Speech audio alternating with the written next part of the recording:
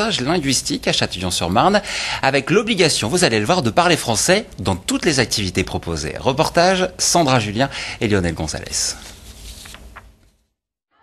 Prieuré de Binson, port d'attache de quelques jeunes flamands en classe de langue. Pour un Belge de Flandre, on peine à le croire, le français est une langue étrangère. Quoi ça vous fait penser? Ou le bleu? Le rouge, l'amour. Oui, l'amour.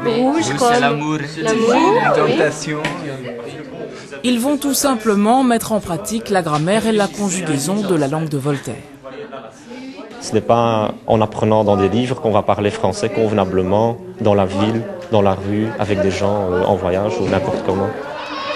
La pratique est partout, dans tout, quel que soit le moment, pourvu que cela s'entende haut et fort. On ne peut pas parler néerlandais, hein? On peut seulement parler français pendant tout la camp. Quand tu parles néerlandais, tu dois aller chez Mélina, la directrice. Vite. Vas-y. Allez, hop, maintenant, un 4. Voilà, on a 5 heures de cours par jour. Il y a des activités sportives, donc 1h30 de sport par jour. Ils ont un grand jeu, ils ont des moments de détente pour eux en bas. Et dans tous les moments, tout se fait toujours en français, avec le souci permanent de l'apprentissage du français, avec une incitation permanente à la langue, un souci de correction et la présence continue toujours d'adultes autour d'eux. Certains comme Henri viennent ici depuis 4 ans. Ils sont passés du français balbutié au français de conversation. On dit que 12 jours par an suffisent à obtenir un résultat satisfaisant.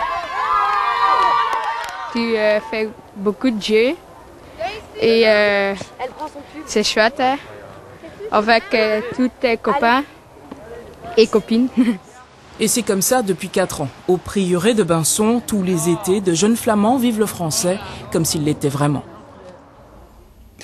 Quitter la ville pour prendre un nouveau départ à la campagne. C'est le pari gagné de François Bradier. Il vivait dans le nord de la France et il a choisi de reprendre une propriété familiale dans l'Aube qu'il a transformée en gîte rural. C'est le 3e volet de notre série consacrée cette semaine aux néo-ruraux. Un reportage dans l'Aube à Lémont de Tiffaine Leroux et Olivier Maillère.